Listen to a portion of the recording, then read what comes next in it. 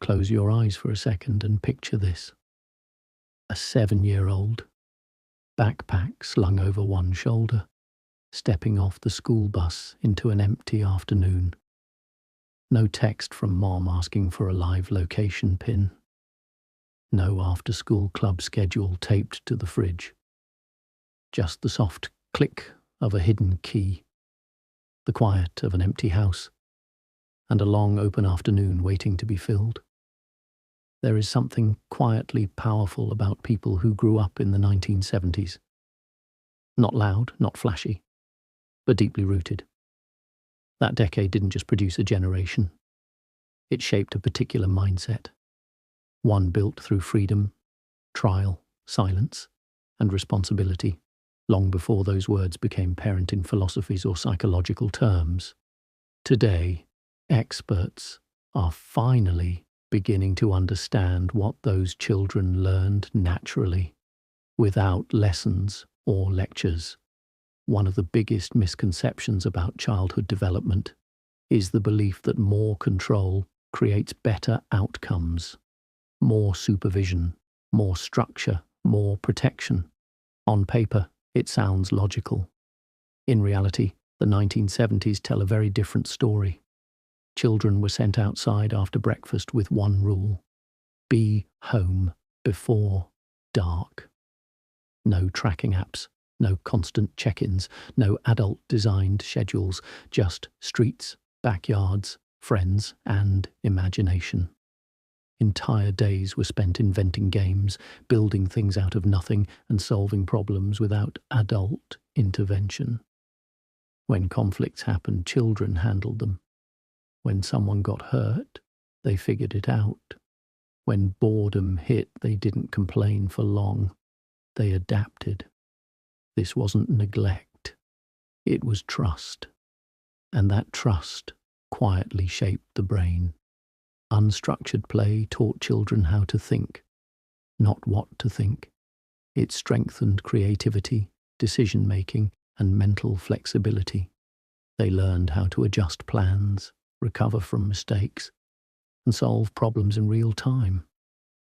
Those skills became instinct, not theory. Growing up without constant supervision also sharpened awareness. Kids learned to read situations quickly. They noticed mood shifts, social cues, and subtle warnings. They knew which places felt safe and which didn't. They understood people through tone, posture, and behavior, not explanations. This awareness wasn't fear-based. It was intelligence earned through experience. Then there were the afternoons after school, the door unlocked with a spare key. A quiet house, no panic, no anxiety, just routine, homework, a snack, maybe the television for a short while. Those hours alone didn't create loneliness. They created capability. Day after day, children proved to themselves that they could manage time, emotions, and responsibility on their own. Slowly, a belief formed. I can handle things. Psychologists later named it an internal sense of control. For these kids, it was simply normal life. Boredom was another unexpected teacher. When children said, "I'm bored," the response wasn't entertainment. It was freedom. No instant fixes, no screens, just space. That uncomfortable pause forced creativity to wake up. Out of boredom came ideas, games, exploration, and imagination. They learned that boredom wasn't dangerous. It was a doorway. This tolerance for stillness carried into adulthood. These individuals can sit with silence. They don't panic when nothing is happening. They don't need constant stimulation to feel alive. Their minds learned how to generate ideas from emptiness. Risk was another classroom. Children climbed trees without guarantees. They rode bikes fast, sometimes recklessly. They jumped, fell, failed, and occasionally got hurt. Through those experiences, they developed something rare today: a personal understanding of limits.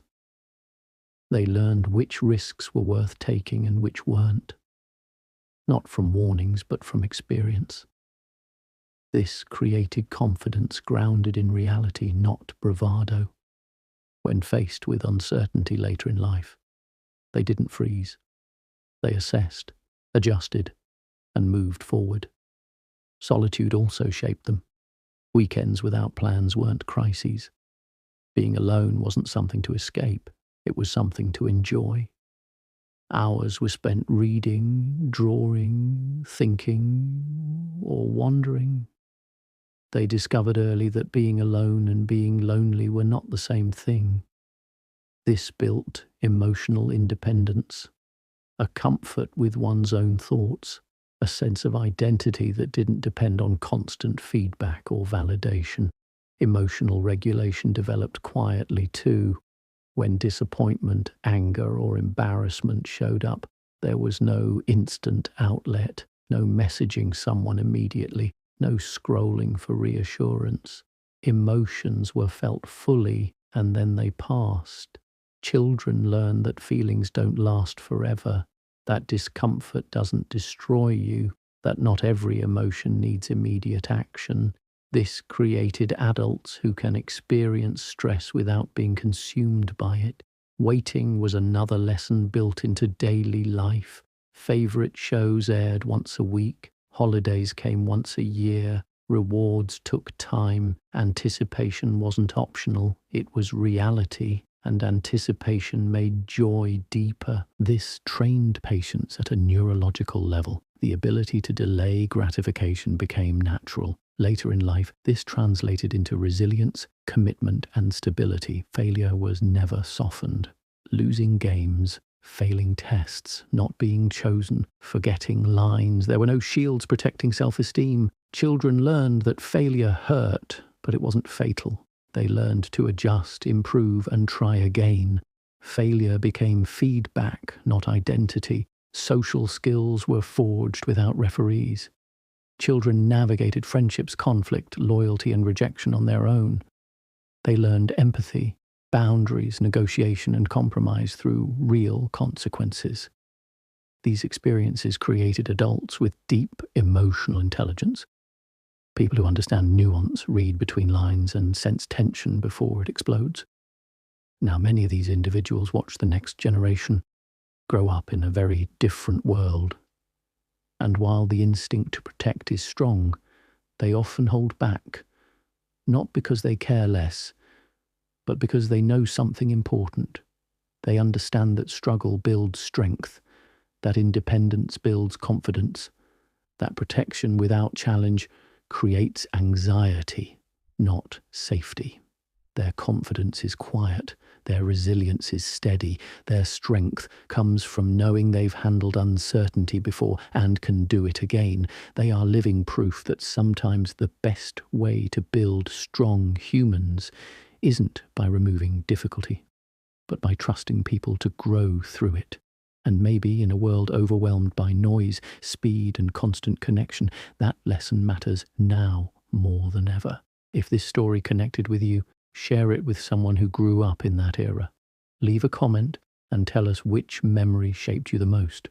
And don't forget to subscribe for more stories that explore the psychology behind who we become.